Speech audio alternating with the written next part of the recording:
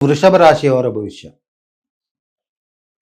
ವೃಷಭ ರಾಶಿ ಜನಿತವರಿಗೆ ತುಂಬ ಒಳ್ಳೆ ಸಮಯ ಇದು.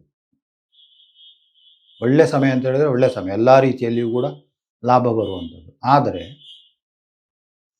ಒಳ್ಳೆ ಸಮಯ ಅಂತ ಹೇಳಿಕೊಂಡು ನಾನು ಈ ದೇಶದ ಪ್ರಧಾನಮಂತ್ರಿ ಆಗಬೇಕು, ಈ ದೇಶದ ಮುಖ್ಯಮಂತ್ರಿ ಆಗಬೇಕು, ಈ ರಾಜ್ಯದ ಮುಖ್ಯಮಂತ್ರಿ ಆಗಬೇಕು, ನನಗೆ ಮಂತ್ರಿ ಪದವಿ ಬೇಕು ಅಂತೇಳಿ ಅದಕ್ಕೆ ಯೋಗಗಳು ಬೇಕಾಗ್ತದೆ. ಅದಕ್ಕೆ ಒಳ್ಳೆ ಸಮಯವೋ ಅಥವಾ ತನ್ನ ಬೆಳವಣಿಗೆಗೆ ಒಳ್ಳೆ ಸಮಯವೋ, ಈ ವಿವೇಚನೆ ಬೇಕಾಗ್ತದೆ.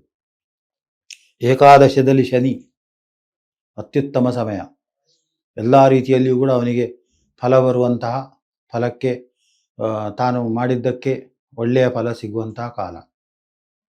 ಆರಂಭದಲ್ಲಿ ಜೂನಿನವರೆಗೆ, ದ್ವಿತೀಯದಲ್ಲಿ ಗುರು, ಒಳ್ಳೆ ಲೀಡರ್ಶಿಪ್ ಸಿಗ್ತದೆ, ಜನ ಬೆಂಬಲ ಸಿಗ್ತದೆ. ಇನ್ನು ವಂಶಕ್ಕೆ ಸಂಬಂಧಪಟ್ಟಂತಹ ಏನಾದರೂ ಇದ್ದರೆ ಅದು ಸರಿಯಾಗುವಂತಹ ಕಾಲ. ವಂಶದ ದೇವರ, ಮೂಲ ದೇವರನ್ನು ಸರಿ ಮಾಡುವಂತಹ ಅಷ್ಟಮ ಸ್ಥಾನವನ್ನು ವೀಕ್ಷಣೆ ಮಾಡ್ತಾನೆ. ಇನ್ನೊಂದು ವೃಷಭ ರಾಶಿಯವರ ಹತ್ರ ಒಂದು ಗುಣ ಉಂಟು. ವೃಷಭ ರಾಶಿಗೆ ಅಷ್ಟಮಾಧಿಪತಿ ಗುರು ಆಗಿರ್ತಾನೆ. ಅವನು ಸ್ವಾರ್ಥಿಯಾಗಿರುವುದಿಲ್ಲ, ನಿಸ್ವಾರ್ಥಿಯಾಗಿರ್ತಾನೆ. ಇದನ್ನು ಬೇಜವಾಬ್ದಾರಿ ಅಂತ ಕೂಡ ಹೇಳ್ಬೋದು. ಯಾವಾಗ ನಾನು ನಿಸ್ವಾರ್ಥಿಯಿಂದ ಹೇಳಿಕೊಂಡು ತನ್ನದನ್ನು ತಾನು ಬಿಟ್ಟು ಹೋಗುವಂಥದ್ದು, ಅದು ಬೇಜವಾಬ್ದಾರಿತನ ಆಗುತ್ತದೆ. ಇಂಥದ್ದು ಕೂಡ ಈ ಸಂದರ್ಭದಲ್ಲಿ ಅದು ಅವನಿಗೆ ಅವನ ಯೋಗ ಭಂಗಕ್ಕೆ ಕಾರಣವೂ ಆಗ್ತದೆ. ಇದು ಜೂನಿನವರೆಗೆ ಈ ರೀತಿಯಲ್ಲಿ ಉಂಟು. ಜೂನಿನ ನಂತರ ಚತುರ್ಥ ಸ್ಥಾನಕ್ಕೆ ಬರ್ತಾನೆ ಗುರು. ಚತುರ್ಥ ಸ್ಥಾನಕ್ಕೆ ಬಂದಾಗ ವೃಷಭದ ಏಕಾದಶ ಸ್ಥಾನಕ್ಕೆ ಅವನು ವೀಕ್ಷಣೆ ಮಾಡ್ತಾನೆ. ಆವಾಗ ಒಬ್ಬ ರಾಜಕೀಯ ಧುರೀಣನಿದ್ದರ ಸ್ಥಾನಮಾನಗಳು ಲಭ್ಯ ಆಗ್ತದೆ. ಒಬ್ಬ ಮುಖ್ಯಮಂತ್ರಿ ಆಕಾಂಕ್ಷಿ ಇದ್ದಾಗ ಅವನಿಗೆ ಮುಖ್ಯಮಂತ್ರಿ ಪದವಿ ಕೂಡ ಸಿಕ್ಕಬಹುದು. ಒಬ್ಬ ಪ್ರಧಾನಮಂತ್ರಿ ಆಕಾಂಕ್ಷಿ ಇದ್ದಾಗ ಅವನಿಗೆ ಪ್ರಧಾನಮಂತ್ರಿ ಪದವಿ ಕೂಡ ಸಿಕ್ಕಬಹುದು. ಅಂದರೆ ಒಂದು ಪದವಿ ಇರುವಾಗ, ಒಬ್ಬರು ಇರುವಾಗ ಅವನನ್ನು ಕೆಳಗೆ ಬೀಳಿಸಿ ಸಿಕ್ಕುವಂಥದ್ದು ಅಂತೇಳಿ ಅಲ್ಲ.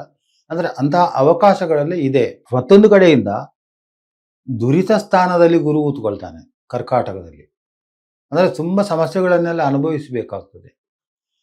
ಆ ಒಂದು ಸ್ಥಾನಮಾನ ಸಿಕ್ಕಿದ್ರೂ ಕೂಡ ತುಂಬ ಸಮಸ್ಯೆಗಳನ್ನು ಅನುಭವಿಸಬೇಕಾಗ್ತದೆ. ಇನ್ನು ಸಾಮಾನ್ಯರಿಗೆ ವಿವಾಹಾದಿ ಮಂಗಲ ಕಾರ್ಯಗಳನ್ನು ನಿರೀಕ್ಷೆ ಮಾಡುವವರಿಗೆ ಜೂನ್ ನಂತರ ವಿವಾಹಾದಿ ಮಂಗಲ ಕಾರ್ಯಗಳು ಆಗಲಿಕ್ಕೆ ಸಾಧ್ಯತೆ ಉಂಟು. ತುಂಬ ಒಳ್ಳೆಯ ಸಂಬಂಧಗಳೆಲ್ಲ ಕೂಡಿ ಬರ್ತದೆ, ವಿವಾಹ ಮಂಗಲ ಕಾರ್ಯಗಳೆಲ್ಲ ನಡೀತದೆ. ಇದೆಲ್ಲ ಗುರು ಕರ್ಕಾಟಕದಲ್ಲಿ ಕೂತ್ಕೊಂಡು. ಮತ್ತು ಇನ್ನೊಂದು ವಿಶೇಷ ಅಂತೇಳಿ, ಕರ್ಕಾಟಕದಲ್ಲಿ ಕುಳಿತಂತಹ ಗುರು ಎಲ್ಲೆಲ್ಲಿ ವೀಕ್ಷಣೆ ಮಾಡ್ತಾನೋ ಅದೆಲ್ಲ ಉತ್ತಮ ಫಲಗಳೇ ಆಗಿರ್ತದೆ. ಮುಂದಕ್ಕೂ ಕೂಡ ಅದರಿಂದ ಉತ್ತಮ ಆಗುವಂತಹ ಒಂದು ಲಕ್ಷಣಗಳು. ಯಾಕೆಂದರೆ ಗುರು ಇನ್ನು ಒಳ್ಳೆಯ ಉಚ್ಚ ಕ್ಷೇತ್ರದಿಂದ ವೀಕ್ಷಣೆ ಮಾಡಿದರೆ, ಒಬ್ಬ ಪ್ರಧಾನಮಂತ್ರಿ ವೀಕ್ಷಣೆ ಮಾಡುವುದಕ್ಕೂ, ಪ್ರಧಾನಮಂತ್ರಿ ಪೀಠದಲ್ಲಿ ಕೂತು ವೀಕ್ಷಣೆ ಮಾಡೋದಕ್ಕೂ, ಮುಖ್ಯಮಂತ್ರಿ ಸ್ಥಾನದಲ್ಲಿ ಕೂತು ಪೀಠ ವೀಕ್ಷಣೆ ಮಾಡೋದಕ್ಕೂ, ಒಬ್ಬ ಸಾಮಾನ್ಯ ಸ್ಥಾನದಲ್ಲಿ ಕೂತು ವೀಕ್ಷಣೆ ಮಾಡೋದಕ್ಕೂ ತುಂಬ ವ್ಯತ್ಯಾಸ ಉಂಟು. ಹಾಗೆ ಗುರುವಿನ ಉಚ್ಚ ಕ್ಷೇತ್ರವಾದಂಥ ಕರ್ಕಾಟಕದಿಂದ ಅವನು ಎಲ್ಲೆಲ್ಲಿ ವೀಕ್ಷಣೆ ಮಾಡ್ತಾನೆ, ಎಲ್ಲಿ ಸ್ಥಿತನಾಗಿದ್ದಾನೆ, ಅವನ ಭಾವ ಯಾವುದು, ಇದರಿಂದೆಲ್ಲ ಬೇರೆ ಬೇರೆ ರೀತಿಯ ನಾವು ಭವಿಷ್ಯಗಳನ್ನು ಚಿಂತನೆ ಮಾಡಬೇಕಾಗ್ತದೆ. ಇದು ವೃಷಭ ರಾಶಿಯವರದು 2026 ಡಿಸೆಂಬರ್ವರೆಗಿನ ಭವಿಷ್ಯ ಆಗ್ತದೆ. ಲೇಟೆಸ್ಟ್ ಹಾಗೂ ಇಂಟ್ರೆಸ್ಟಿಂಗ್ ಸುದ್ದಿಗಳಿಗಾಗಿ ಬಾಸ್ ಟಿವಿ ಕನ್ನಡ ಚಾನೆಲ್ನ ಸಬ್ಸ್ಕ್ರೈಬ್ ಮಾಡಿ. ಹಾಗೆಯೇ ಬೆಲ್ ಐಕಾನ್ ಪ್ರೆಸ್ ಮಾಡಿ. ಇದರ ಜೊತೆಗೆ ಫೇಸ್ಬುಕ್, ಇನ್ಸ್ಟಾಗ್ರಾಮ್, ಎಕ್ಸ್ನಲ್ಲೂ ಮಿಸ್ ಮಾಡದೆ ಫಾಲೋ ಮಾಡಿ.